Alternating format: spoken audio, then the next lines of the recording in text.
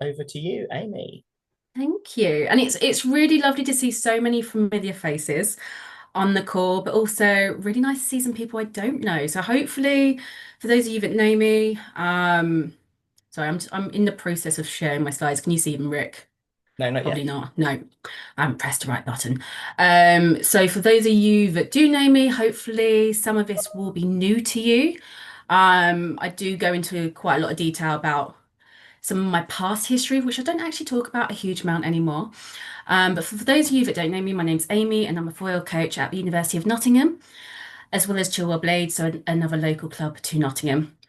At Nottingham Uni, I am the para coach, but I'm also a classified para fencer. I have started competing internationally for GB, which is really exciting. So while this talk will be about my transition into disability and para fencing, I hope it's also an interactive session. And I really am happy to answer any questions about my experiences as well as my disability, because actually that's quite interesting in its own right as well. And I actually really want to open with a quote that resonated with me. So earlier this year at Nottingham, we had an inclusivity talk, and one of our urine fencers was invited as a speaker. Now, they are still a standing fencer, or what is commonly called an able-bodied fencer. However, they also have the same condition as me, which impacts them as an athlete. And they were asked what wheelchair fencing meant to them. And what they said was, wheelchair fencing gave me my sport back. And I never knew they felt like that. This is someone who competes in both sides of our sport, but felt almost lost to one of them. But it was also exactly how I felt. My disability took away my ability to fence standing, and it affects the way I coach standing fencing as well. Wheelchair fencing gave me my sport back too. So I'm going to move into talking about me as a fencer. And I've actually been fencing longer than most people realise. I started around 2005. 2007, I did British Nationals for the first time. This is a picture of me there with two of my friends who I was training with at the time. 2008, I started moving into university. I went to Queen Mary in London, and actually, in our first year, we won the Booster Championships. Not championships, the trophy. So, not the big competition, but actually quite a difficult competition for us to get into. We won every single match that year. It was the first time we'd ever had that much success. And if you call that I said Booster, that's how long ago this was. It was pre-Bucks. Really, really great experience. In the same year, in the next term, I actually came sick at Bucks in the Indies. It was Den Bucks, which is really successful actually as a fencer. Getting into the top eight of Bucks Indies is really difficult to do. So that was really great for me. The next year, I was asked to be a stunt double in a local short film, which won quite a few awards. And this is one of the stills from that picture. That is me flashing at my opponent. And it's one of my favourite pictures of me fencing ever. It's really, really cool. My mum even had it put on mugs for me, which is really adorable. And I continued fencing during my masters. I went to South Boston, and then after that, I sort of moved back to Essex, which is where my family's from. Went to Serrano, and I came second in an open for the first time. So I actually got to the finals for the first time. Sadly, lost. I think it was 15-14, and that's sort of something that haunts me all throughout my fencing, realistically. And fencing actually started to feel quite good. Moved to Nottingham in 2013, joined the fencing team here. We got into performance sport, which was great, and we managed to win the trophy yet again. So, second year at Notts, but we won the trophy after being undefeated. So, twice in my life have I joined a university, won all my matches, and managed to win a trophy, which is kind of cool. And then the university club got made high performance, and we started doing lots of S&C. So, we got loads of support as athletes. And I sort of finished my university career in 2017. This is where I really started to transition as a coach. So this is a picture of my last fencing match, which does feel kind of bittersweet. Really great team, and I do miss the girls now. I'm still in touch with quite a few of them. So you can sort of see that as a fencer, I did have quite a bit of success. I wasn't the best fencer in the world, but I did a pretty good job within my role as a fencer with all these teams and various formats.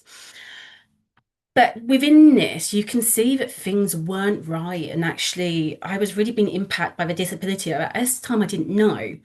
So it was actually at the British Championships in 2007 that my coach pulled me aside and was like, there's clearly something not wrong with you. I know a physio who's here. I want you to talk to them. And she came over and she had a look and she was like, actually, there's something really not right with your knees. I don't know what it is, but this is actually real. This needs to be looked at. And I started trying to get this investigated, and I saw a rheumatologist, and they went, oh, your knees are a bit weird. They shouldn't be doing this. You're going to have osteoarthritis when you're older. You'll need knee replacements. And we think you've got really small kneecaps. And I remember being very confused by this. They even questioned whether or not at one point I had kneecaps. I didn't know that was a thing, but x-rays did confirm I had kneecaps, surprisingly. So Booster Championships where we won the trophy. I was living on ice packs. This was the only way I could get my swelling down. This is a picture that someone took of what then was actually quite funny, but in reality was actually really painful. And the only way I could manage to get through this was painkillers. It was ice. It was just trying to pretend that this pain wasn't real. And this pain continued, never really went away. And this is some pictures from sort of behind the scenes success of my sort of university career. You can see there's a picture there where I'm in a very deep squat as my friend is doing my hair. I probably sat there for about a good 5 minutes, something that's really not normal for most people. The bottom picture is from a match mid-hit where somehow I am standing on the side of my foot. I never fell over. This seems to be quite normal for me. I could actually put weight and weight bear on the side of my foot moving and not even notice. And again, that's this big question is like, why didn't I feel that? Why wasn't there any damage from that? That's quite unusual. And then the picture on the right hand side where I am taped up with my friend was from the Trophy Championships, where a referee asked me if I was going to go to priority on every single match. And I went, yeah, actually I am. This is the only way I'm going to survive and not be a hindrance to my team. This is the only way I'm going to get through. So I'm not going to fence the way I have to. Well, I fenced the way I had to survive, which was slow the fight down, waste as much time as possible, and don't overexert myself, which is quite hard to do when you're as competitive as I am, to be completely honest. And then my last picture is from 2017, where we tried to recreate sort of a ballet picture. That is me doing the splits on the floor. I actually wanted to repeat this picture because I couldn't believe that I couldn't get my front foot straight. And I thought that was weird, but everyone else thought it's weird that I could do this without a warm up. This was actually pre-warm up. Um, so really, really cool. So you can see, even though I had a lot of success as a fencer, my disability was there the whole time, impacting everything I was doing. So at 2017, this is when I transitioned into coaching. And my mentality was really, if I couldn't do it, teach it. And I think I grew up watching those adverts on TV constantly as a kid.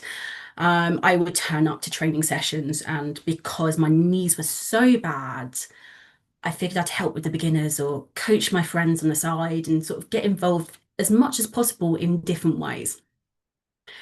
And then my coach at University of Nottingham said, actually, when you finish your PhD, would you like a job being a coach? It doesn't pay a lot, but some money's better than no money. And I thought, actually, why not? I do enjoy doing this. I enjoy working with beginners. Yeah, it's great. So I did my level one and then I did my level two the year later just to facilitate with that. But I was still having mobility issues. I was still having the same issues that plagued me as a fencer because they don't go away just because you're a coach.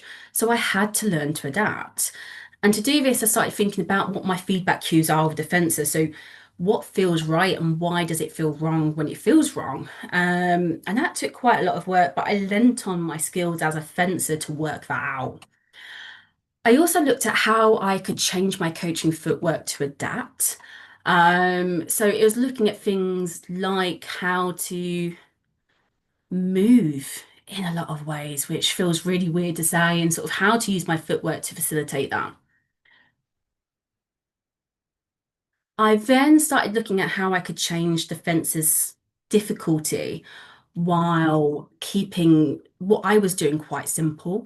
And that becomes quite complex as a coach because you want to challenge your fences sometimes, but that's not always possible when you're struggling with your own mobility. So I had to look at how to be creative in this space as a coach. And I did a lot of asking for feedback. I'm quite open with my fences about my disability now and how that might impact them. So I always ask them, did that feel right? Did that feel realistic? What can I improve to help you as a fencer? But I also really wanted to create openness in that relationship with me and my athletes so that they had permission to tell me when I had enough. And I think that it's quite hard to do as a coach to have that vulnerability because I think a lot of coaches want to be seen as all knowing and sort of having control and, having confidence in their knowledge. But I had to sort of lean on my fences to say, actually, no. And I'm really proud of my fencers for doing this. One of my fencers even said, actually, I'm going to stop this lesson. You've had enough, and walked me to a bench to sit down, which shows amazing maturity for who was then a 17-year-old. So moving on to my disability, I have hypermobile Ehlers-Danlos syndrome. It's apparently quite rare, although I seem to collect people with the same condition, so I don't necessarily believe that anymore. I might refer to this as EDS through the talk, just in case I do. I think the Um, rareness is more about a misdiagnosis than actually it being rare in the oh, world. yeah, I mean, I got misdiagnosed for 15 years. It's a little bit painful. It's the most Um, common rare condition I've ever met. 100%. And it is a spectrum as well, which I think it's really important to highlight. There are some people who are on the extreme end and people who are probably lucky like me who were less extreme and sort of quite easily fell through those gaps. And actually, there's a lot of people within the higher end of that spectrum that still fall within those gaps. So common misdiagnoses are sort of generalized joint pain or hypochondria is a great one. So I was a hypochondriac for quite a long time in my life until I got this diagnosis. But actually, the reason why this is actually quite hard to diagnose is because it's a weird mix of symptoms and a lot of people in the EDS community refer to themselves as zebras. Um, if you hear hoofbeats, think horses is normally the saying in medicine. It's, think of the obvious diagnosis. EDS is always considered really rare. So it gets missed quite easily. And actually, there's quite a few symptoms that are really common. So it can be generalized joint pain, hypermobility within these joints, and it doesn't have to be all joints. It can be specific joints. It doesn't have to be full-on dislocations. That's a huge misnomer within the field. It can be partial dislocation. So I often feel my joints moving inside my body. It's almost like they're talking to me about where they are, or at least trying to, because I have a complete lack of proprioception, which is also common in EDS because actually you find your muscles stop working in the right ways. So I have a few muscles which I can't turn on, I can't talk to them. It's almost like they've put me on do not disturb. And they just don't want to be involved in all the other muscles, which is quite annoying actually. Stretchy skin is really, really common. My skin's not that stretchy. Um, but I do have the EDS sort of facial skin, which is where we don't really age like the normal population. We always look a lot younger than people think we are.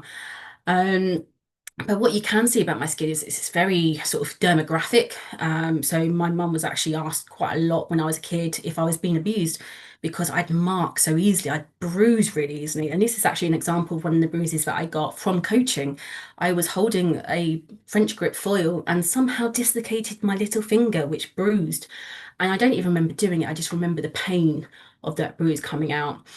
And I did mention dislocations. This is a picture of my shoulder not behaving normally, and it is the one on the left-hand side of the picture there. I actually had to go to hospital after that because I was getting cold hands, numbness, tingles. Wasn't very pleasant. So there's quite a few things that are quite obvious on the surface, but there's also things behind the scenes. So you can often have a lot of gastrointestinal issues, heart issues. Um, pain, anything general pain, headaches, sleep disturbances, depression. Of course, depression seems quite obvious. If you're on so much pain and no one's taking you seriously, of course, that's not going to be great for your mental health. But on top of that, and especially when we started having sort of more high performance at University of Nottingham and we started doing S&C, I noticed I had unexplained spasticity. So I tried to do certain movements and my body said no. And if I ignored my body, it would show in really quite terrifying tremors, which I tried to play off as being funny. I didn't understand what was going on. Um, and yeah, it's still something that I struggle with today and still have no real diagnosis for, although they do think it's something wrong with my brain, which, is quite scary, but I think I'm okay, really. But actually, the constant dislocations in my knee have led to osteoarthritis. And this is actually a picture of my X-ray for anyone who is medically inclined. The gaps between the bones are meant to be actual gaps. You should be able to see through them completely. And I have lost quite a bit of that now, and you can sort of see some damage to the underlying bone. So I got diagnosed with osteoarthritis at the age of 33, except they forgot to tell me for about 18 months. So that was great. And all this has sort of led to me choosing to move into the para side, which is really exciting and something I really enjoy. And something that I really just want to talk to people about. So that's my disability and sort of some of the symptoms that you might actually start seeing with hypermobile people within your club. So do have that conversation if you are having fencers that are having hypermobility and pain and sort of go, actually, there's people like you out there, send them to us. We're happy to talk to them and help them in that journey. So moving into sort of the para world was quite difficult in some ways, but also one of the easiest things I've ever done. And it started in 2003 when British Fencing Society advertised their wheelchair British Open event. And this was advertised as a competition for people who wanted to explore wheelchair fencing. And even better, you didn't have to be classified to take part. So you didn't have to go through all the process to prove that you're disabled in the right way to do para sport.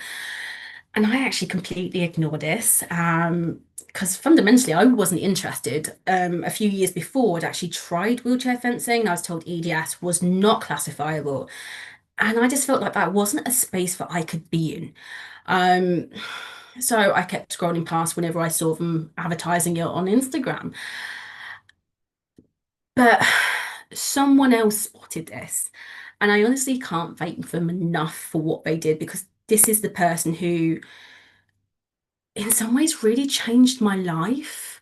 And that feels dramatic, but hopefully throughout this talk you'll see why that's not dramatic and why I've got so much love for this person realistically.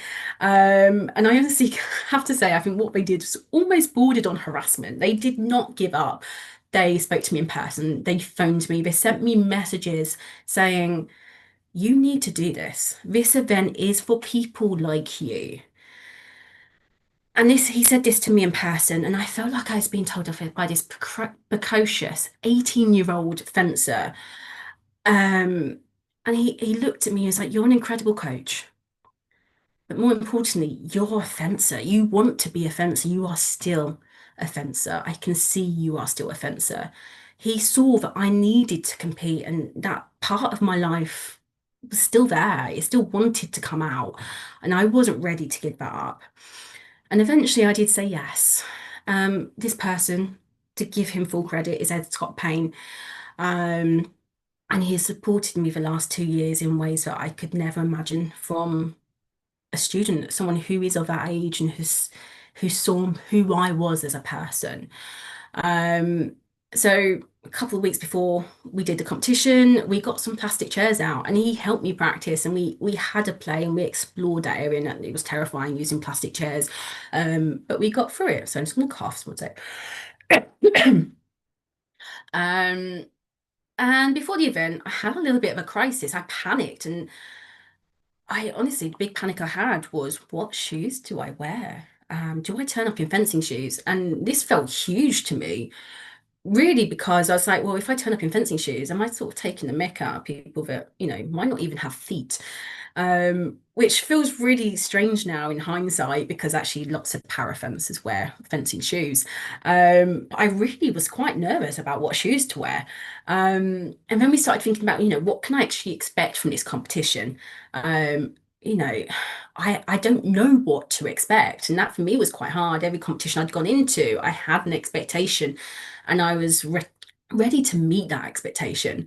But for this one, I had no idea. And I was like, well, could I win this? Could I turn up and be really good? Because actually, I'm not disabled. I'm probably more functional than some of the people there, which, is in some ways quite ableist. And I hadn't sort of really given wheelchair fencing that enough respect in some ways. But equally, I was like, actually, they know what they're doing. Some of these people are good. Like they've been doing this for years. They're competing internationally. What if I lose and I lose to everybody? And that was a really weird experience for me. And I lost everything. I came last. And I was like, I felt okay with that in some ways. I felt like I achieved something. But ultimately, what I realized I achieved was being okay with the idea that I was disabled, that my condition did impact me. And that was actually talking to Rick at the competition. I don't know if he knew how much that meant to me at the time. But it's like, oh, actually, maybe I am disabled. Maybe I can use that word to describe who I am. And it got me thinking about actually, was I disabled? And what did I want from that language and that word to represent me?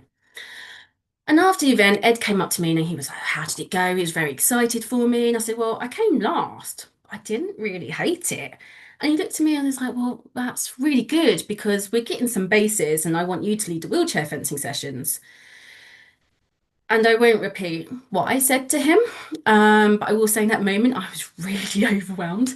And I was like, okay, how do I do this? I really know nothing about wheelchair fencing. Like the referees had to tell me what an attack was because I didn't know. I didn't know how to sit.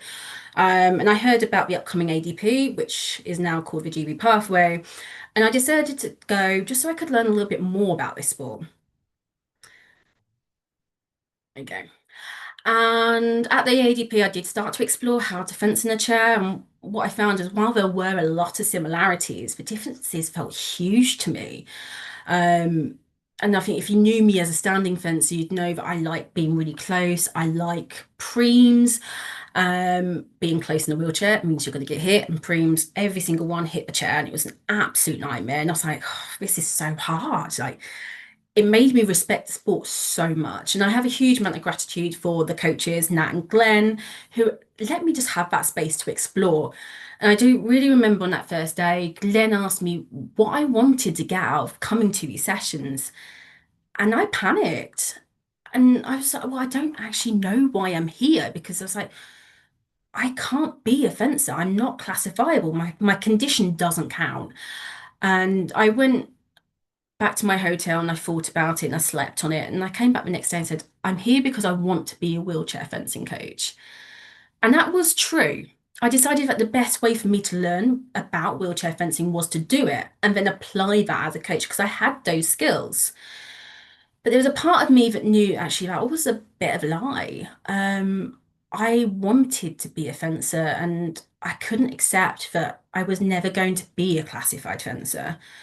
So I took what we did back to Knots, and this is a picture of the very first wheelchair ADP session, and it's really cute seeing how young everyone looks in that picture.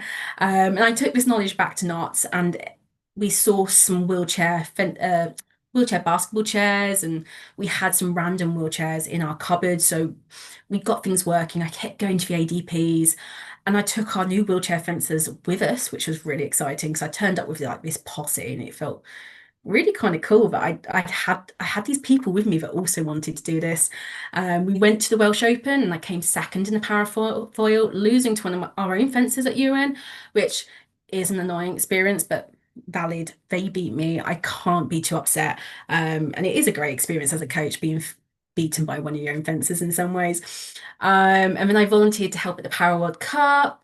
This is a picture of me and Heidi at the event I was wearing the red t-shirt, which is not working with red hair, pink hair. I still have that t-shirt now. And that was a really great moment because I wanted to explore what international wheelchair fencing was like. Because actually, I was thinking, well, I need this experience for my own fences. My own fences are going to do this one day. I was determined for that to happen. Um, and that was a really great experience. I absolutely loved being a volunteer. So volunteering is something that's like you've always thought about doing it, but you're not quite sure. 100% recommend it. Um, and then I decided I wanted to try and classify. I wanted to understand the process my own fences were going through, and I wanted to give myself that chance because I thought, do you know what? I must have a slim chance. There must be a way that I could do this. Um, and about 3 months before the classification, I kind of broke mentally. And it was all because of this chair that is on screen right now. So this is one of the old Euro chairs that we acquired from some very kind person in our history. And every time I tried to hit someone at an ADP camp, my shoulder was dislocating. And it's the way I was using my power through the chair, because I've still got really strong legs, even though they don't completely work in the right way. And I remember going outside and sort of leaving the session. I didn't tell anyone, and I hid in a corner and cried for about 45 minutes, questioning why I was there, why I was taking up space as a fencer when I could never be a classified fencer. And it was a really hard experience for me. And eventually I came back and I was like, I'm gonna have a break. I can't use this chair. Um, and then that next ADP, I borrowed someone else's chair, and it really changed everything. I was like, okay, I feel good, and this is my lunch, which is quite nice. Got quite a bit of movement on there, and I really enjoyed the session. I was like, okay, maybe I can do this. And I was like, okay, classifications in a few weeks. I'm ready. I'm ready to go through this. So what does classification look like? So now you have to submit all your medical records and a letter of support at least 6 weeks before your classification date. So if you've ever had any experience with the NHS, you'll appreciate just how difficult this is. All I could get to support my disability was a screenshot of my diagnosis in 2017, which wasn't great. I am in the privileged position where I do have private healthcare through work. So I arranged a series of appointments to get some new documents. I'd been seeing a physio for around 6 months at this point. And I asked him to go through the physical assessment that I would have before the competition. I also asked him to write my letter of support based on the mobility that he's seen and what he thinks of my condition. So my fencer and I, who was going for classification with me, went down to Sheffield the night before the competition to have our physical assessment. And it is quite a difficult process. They have to really test your ability and sort of see where you fail, which is in some ways validating as someone who is disabled, but also very not validating because you don't feel disabled enough sometimes. You're in this really weird headspace, and then you go in and compete. And during this time, the classifier is watching you to see if your disability matches up with what they have in paper. So we had quite a few Euro fencers at this event. It was a open event, so anyone who wasn't classified could compete, just like my first one the year before. And it was a really great experience in some ways. Just seeing so many people in this event. I managed to get to the final this time, and that was huge, coming from last to coming in to the top two. And really frustratingly, I lost 15-14, and I think that was the third final I'd lost 15-14. So it's starting to get a little bit frustrating. But it's actually something that the fencer and I joke about quite a lot because I was actually down 8-2 at the start, and then we realised the box was on Sabre. So the last hit was annulled, which was mine, taking me down to 8-1. And I was like, okay, I had to really dig deep just to bring it back to 14-all. And I made a mistake in that final hit. Emily completely deserved to win. I should have been better at spotting the fact it was unsafe, but I knew I never said anything.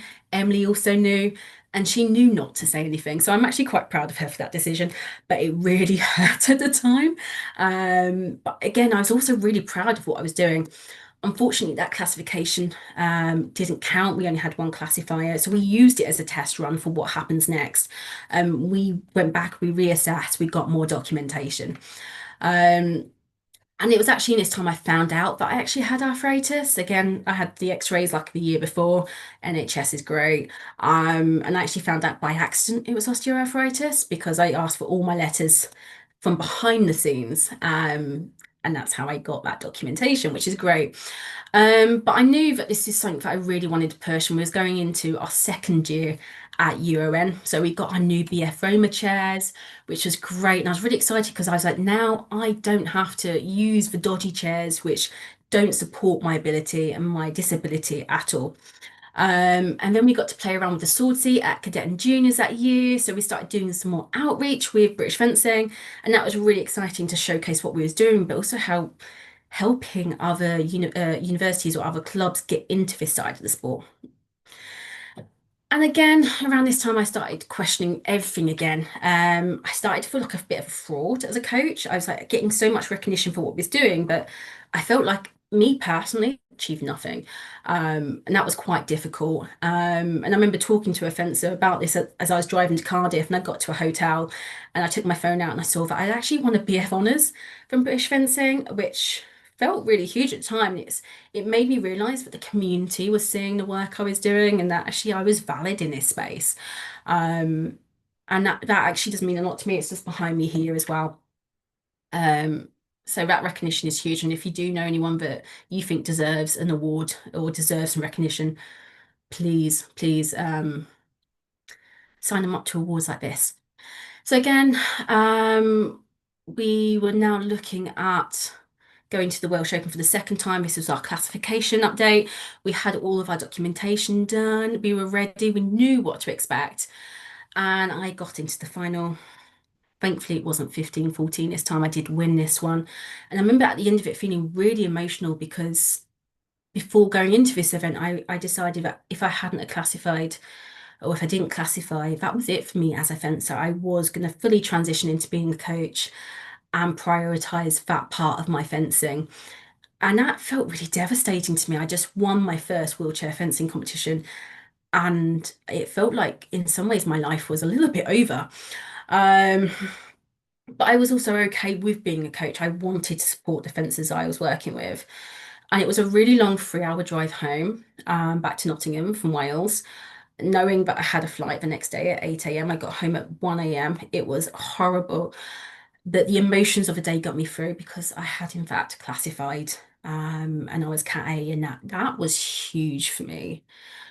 Um, there we go. And this is a picture of all the UARN fencers that supported us or competed in that event. And that felt pretty huge to have so many people there. It's lovely. So now we move into me being a para fencer. I've now classified. And I started to allow myself to train with purpose. And I started to be selfish about that as well, because I'd never really let myself train like that. I always prioritized other people. And I was really looking forward to doing my first World Cup. I actually chose to do Pisa, but my health said otherwise. I tried to train with some adjustments, and I accidentally fell out of the wheelchair pretty dramatically. So I sort of switched back to being a coach, which was bittersweet, but I actually really enjoyed it as well. So actually, I'm here for this too. And as soon as I got the all clear about my condition, I messaged British Fencing and said, actually, enter me into EGA, the next World Cup. I'm doing this. We got 2.5 months. I went to the next camp. Everything started to feel really good. And of course, things can't be too easy. Someone asked me a really simple question, and it was, who am I as a fencer?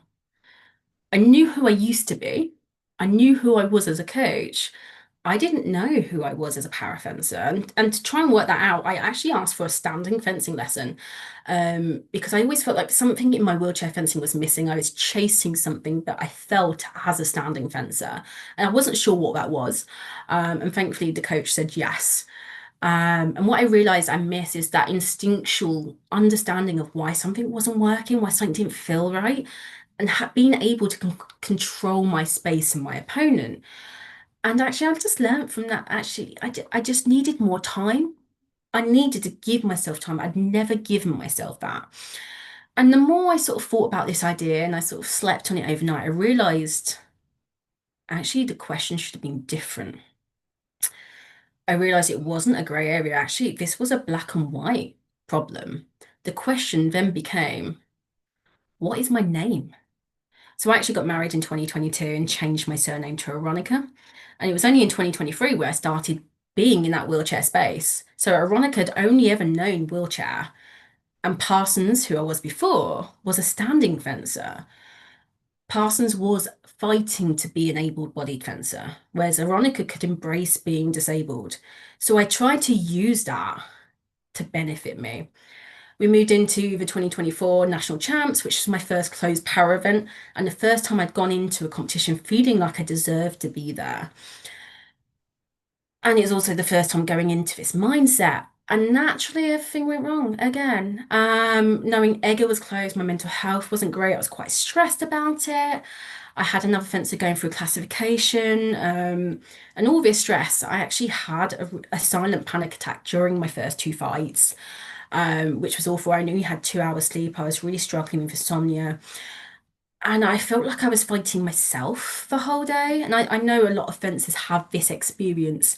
Um, but what was really nice was I won. I did become Cat A national champion, which it felt like something I'd never be able to do. I won that fight 15-13. It was very close. If it was 15-14, I would have lost. But internally, it really felt like I lost that match. I wasn't the fence I wanted to be. I wasn't the fence I planned to be. But my team were there to support me. These were the two people on a day that really gave me a lot of support. And I think you can see in that picture, if you look at my face, just how mentally exhausted I was. Um, but my team are great. They are also my fencers, but I am also their peer. I'm a fencer with them. It's a very weird dynamic. But we knew what went wrong. We knew how to fix it, and together we came up with a plan. Oh, I moved on to the next picture a little bit too early there, but we'll leave it up. So I went to Hungary to classify, and I was really hoping I would pass, so I'd be able to fence because I spent a lot of money on this event. And internationally, the process is the same. You have to go to this competition to classify. You have to send all your documentation in advance, and you have your medical assessment the day before the competition really starts. I had a backup plan just in case I failed, and that was to be a coach. I spoke to one of the other fencers there, and she asked me to be her personal coach, which is a huge privilege to have someone ask you to do that as a coach, especially as a coach where you don't always feel like you have those skills. And knowing I had this as an option really took the pressure off of me. I still wanted to be a coach. I wanted that experience as a coach, and actually I can make something really positive out of that. The morning before my classification, I went for a really long walk, tried to ground myself, and I had a meeting with our TM Nat, who was going to be in the assessment with me. And we went through all my documents. We had a plan for whatever that outcome might be. And I actually was really calm. I was really confident. I think everyone was a little bit surprised by how well I was taking this experience. And we decided to walk up the stairs, and I don't normally do this, but I was like, okay, I feel good. I want to do this. And I was like, in my head, I was like, I shouldn't feel good. I really want my disability to be shown to the best it can, or the worst it can be, really. And as I walked up the stairs, I could hear Nat giggling behind me. And on every step, you could hear creaking. And we both realized that was my knees. And I was like, actually, maybe this is going to go really, really well. And the assessment felt really different to my previous ones. I think I was just so relaxed. I didn't really care in some ways about what was happening. But I kept trying to look at Nat for some feedback, and he gave me nothing. Um, and it took me a couple of months to actually ask what really happened in that room, because during my assessment, something happened and I felt something pop and the room went black. And apparently I screamed. I did find that out afterwards. And both of my legs started to shake uncontrollably. I remember thinking I needed to hold on to something. My left hand grabbed the bed, and my right hand grabbed a curtain, which probably wasn't a great idea. And I remember Nat walking towards me and saying my name. And I remember hearing one of the classifiers say, she's going to pull the curtain off the wall. That's just how much pain I was in. And even though everything was black and I wasn't completely conscious, I remember thinking, oh, this is great, isn't it? They can't turn me down now, which is actually quite macabre in some ways. It was definitely a bit of interesting humor. And when I was able to open my eyes, I could see the shock in the room. Nobody expected me to be quite that bad, even though I had tried to warn people that I actually could be. And yet this was actually my reality, even as a standing fencer or as an able-bodied fencer. And I hope you can hear from that actually, even as an able-bodied fencer, I was still disabled. And this is why I really dislike that phrase, because there are people like me being standing fencers, but being disabled. And I found out I was classifiable. I was Cat A. I proved it yet again, and I was allowed to compete. I just had to wait another 4 days. And actually seeing this good luck post on the British Fencing Instagram made it feel real. It was honestly, one of the most emotional moments of my life. Seeing that post, which feels crazy to say. Um, but I felt like I'd really made it. And I still coached my friend during the competition, so I was like, I still want to have this experience, but it was a lot more relaxed, it was a lot more peaceful. And then I saw my pools and I realized, crap, like this is going to be hard. This is a nice picture of me at the event. But actually, I did a really good job. I went in there trying to win 2 fights. I only won one. But my plan, once I saw who was in my pool, was to actually, I want to ruin people's days. I want to make people know I'm here. And I definitely did that. My first hit was actually a counter attack off the line, which I won on a single light. And I screamed and I was like, oh, I feel like I was here. And actually, part of me was like, Parsons is here. And she deserved her space to have a play too. And then I did well enough that I actually got a DE, which is really cool. But just before my DE, I was told that actually they posted the list of who classified, and my name was on it, which feels like being back at school in the old days where they sort of posted your exam results for everyone to see. And a couple of days later, I got sent my classification form, which proved that I did pass, and I actually passed in 3 different areas. And one of the areas where I thought I was going to pass, they didn't even assess me in, which kind of felt very validating in a really weird way. Um, and actually, my DE was great because I realised how much support I had. I came off that fight, had so many messages from people, giving me so much support, and I realised my mum had even watched it on a live stream. I didn't even know it was being live streamed, and it was just a really lovely experience, and I can't wait to do it again.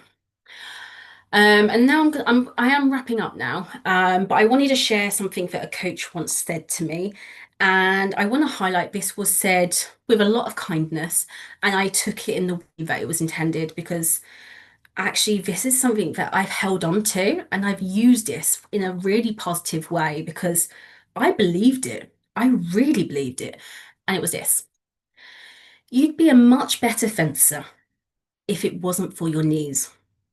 I'm a para fencer now. I don't need knees. I'm a much better fencer than most people have ever given me credit for. And I love that. So my key takeaways from the next 2 years, last 2 years even, is that disabled people are also able-bodied fencers, and we should really look at our language to make it more inclusive because there are disabled people doing standing fencing, and we don't always feel like we are able-bodied, even though we might be pretending that we are. Non-disabled fencers can be wheelchair fencers too, and I fully encourage this. We need training partners. We need them to understand our sport so they can challenge us. And actually, if they spend this much time training, they deserve to be able to compete too. And this also transcends into non-classifiable disabled fencers, 'cause these people exist. I thought I was one of them, and I'm in a way really privileged to be classified. And I wish that actually the classification process was easier, but that is not something that we can influence or British fencing can influence. Um, so for me, it's really important that everybody has access to wheelchair fencing in some capacity. And I also want to highlight that adaptability isn't just for parasport. I had to adapt my whole career as a standing fencer and a standing coach. And I think the only thing I can really highlight here is that technique doesn't have to be prescriptive. There's no thing as correct technique in my eyes. Adaptations that I've made as a fencer and I do use with my fencers is that instead of lunge, use a fleche because actually that dissipates that energy differently. It's a lot less painful. Or use 2 quick steps. Like how can you change that distance in a way that feels natural?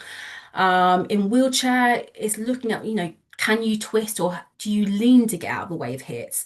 But also just thinking about what is a successful action? Like what is a parry at the end of the day? And I think that's something we don't talk a lot about as coaches or as fencers, and sort of really exploring those ideas and being creative with what fencing can be. And if you're working with people with disabilities, don't have a judgment on classification. Only the classifiers can know if someone is classifiable. One of my biggest regrets is not doing this sooner. I could have classified in 2017. My condition has not changed. Um, just the people around me were more supportive and helping me get through to that phase. So what's next for us? More bum in seat time for me. I really want to explore who I am as a fencer. I've still got a lot of work to do, and I did this. So I've been doing the foil, epee, and sabre at the recent British Open, which was an interesting experience for me. But also really encouraging our community to be involved. And actually, wheelchair fencing can be for everybody, whether you're disabled or no. And this was actually the event. I think we had so many non-disabled fencers joining us. It was fascinating for me as someone who believes in this. And honestly, please encourage as many people as possible to join up these events. So encouraging the community, and one of the ways we did this recently was at the Winton Cup, where I brought down the bases and chairs from UN and helped people get their first experience of wheelchair fencing in some ways with Susie, who is one of our para fencers. And it was just a really great experience. Hopefully we can do this more.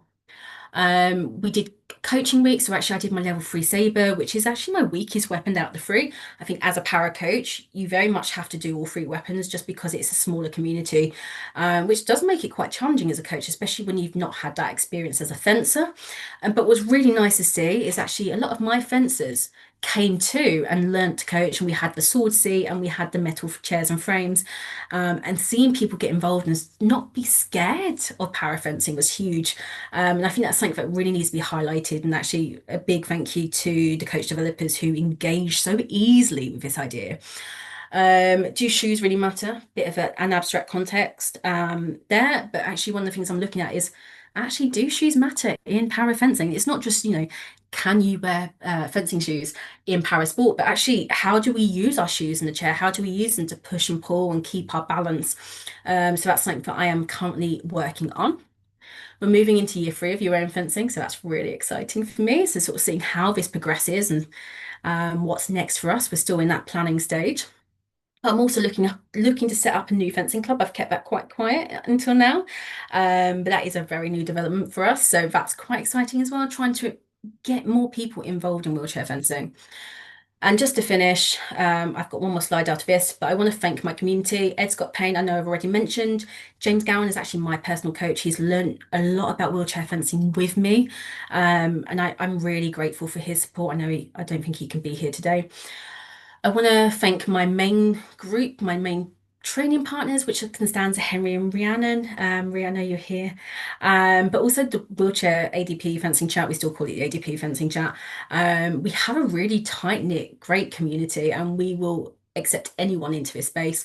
But also the team at BF who have made this possible. I wouldn't be here without the changes that they made and sort of getting people into the sport. And what I want to leave on is this, what I started with at the start. Hopefully in this talk, you can see that anyone in your clubs could be or might even be a future wheelchair fencer. My transition from standing to seated, as much as it was difficult at times, was really well supported, and that support is here for you too. All of us within this community are willing to help. We want to grow our community so badly. So please don't be afraid to ask us. And with that, I'm happy to answer any questions. Thank you. Thank you so much, Aimee. That was absolutely incredible. If anyone wants to ask questions, feel free to either put them in the everyone chat or to put them or just to raise your hand and come on the camera and come off mic. I'm going to pause the recording so that we're not recorded whilst you're asking questions.